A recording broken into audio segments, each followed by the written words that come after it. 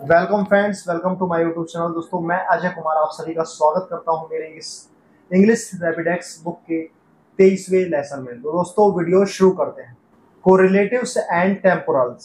अंग्रेजी भाषा में कहीं कहीं वाक्यों में एक दूसरे के पूरक शब्द कोरिलेटिव्स प्रयोग में आते हैं। ये शब्द एक दूसरे से संबंधित होते हैं। दो पदों में से एक के थोड़ा भी बदल जाने से वाक्य अशुद्ध हो जाता है, इसलिए इनका ठीक से अभ्यास कर लेना चाहिए। जैसे no sooner then, scarcely when, hardly when आदि। कुछ शब्द अपने साथ दूसरा पूरक शब्द नहीं रखते, जैसे as soon as we reached the bus stop, the bus left. यहाँ एज सून एज के साथ कोई शब्द नहीं आया। इसी पाठ के बी भाग में काल सूचक शब्दों टेम्पोरल्स का प्रयोग करना सिखलाया गया है।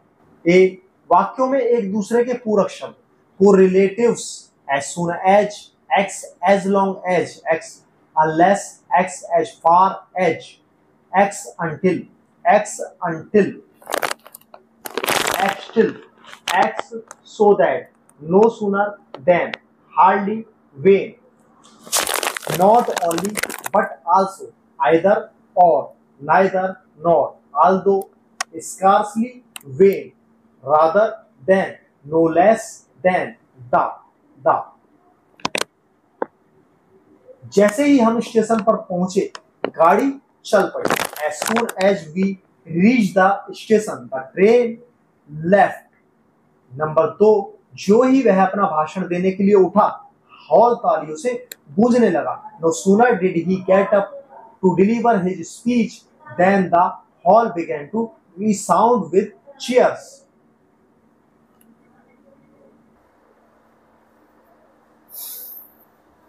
नंबर 3, हम अभी स्कूल पहुंचे ही थे कि घंटी बज गई। We had scarcely reach the school when the bell rang.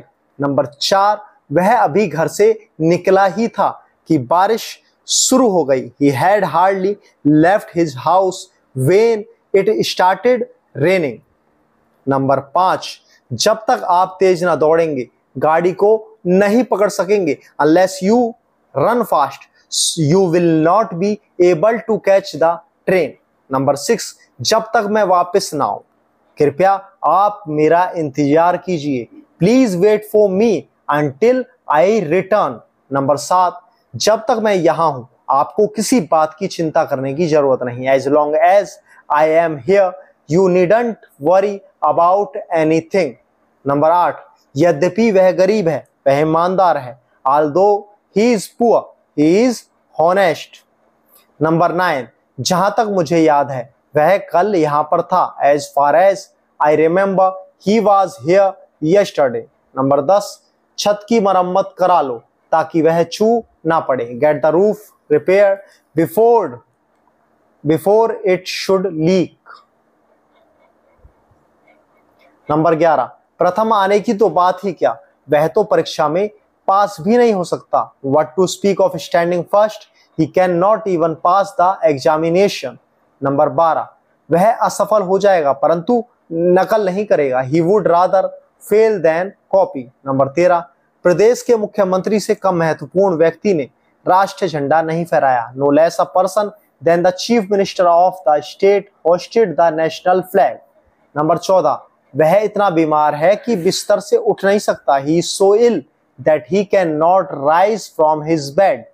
Number 15, वह परिश्रम करता है ताकि पुरस्कार पाए। He works hard so that he may win a prize।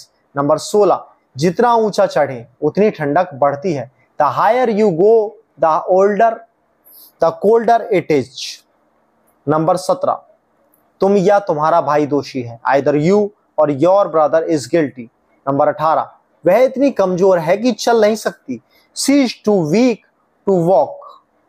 Number 19, वह इतनी कमजोर है कि वह चल नहीं सकती। She is so weak that she cannot walk। Number 20, मैं सिर्फ अंग्रेजी ही नहीं फ्रेंच भी पढ़ता हूं। I study not only English but French also। Number 21, ना समीर और ना ही उसका भाई इस पार्क में खेलता है। Neither Sameer nor his brother plays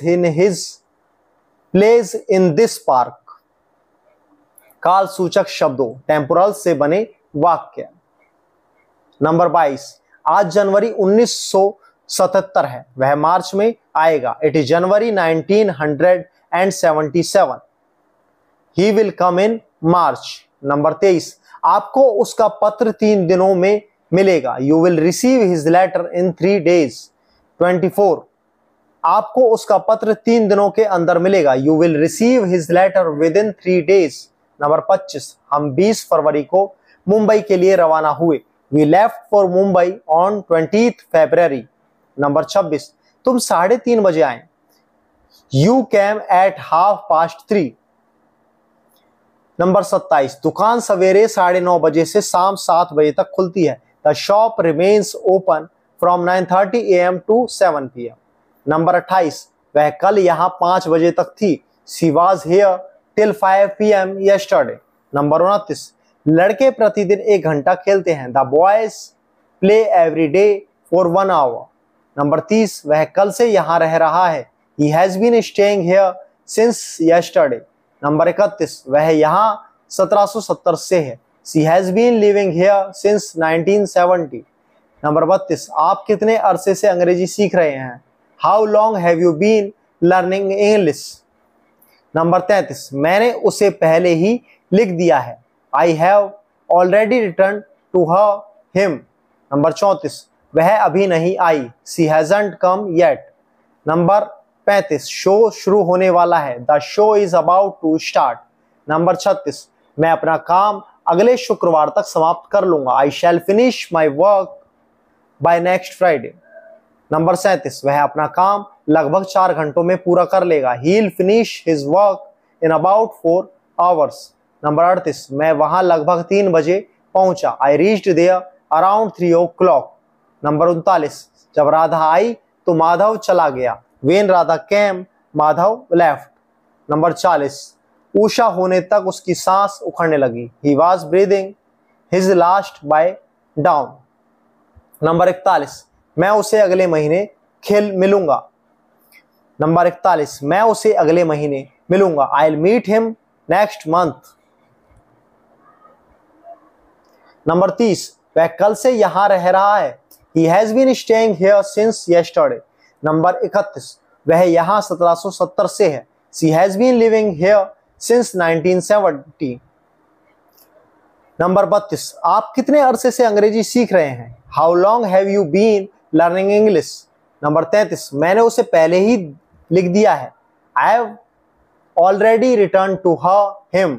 number 34, वह अभी नहीं आई। She hasn't come yet।